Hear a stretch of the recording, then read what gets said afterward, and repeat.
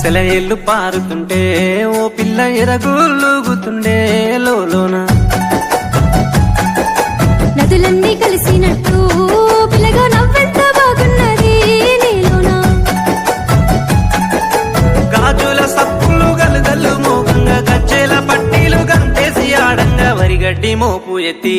ఓ పిల్ల వయ్యారి నడుము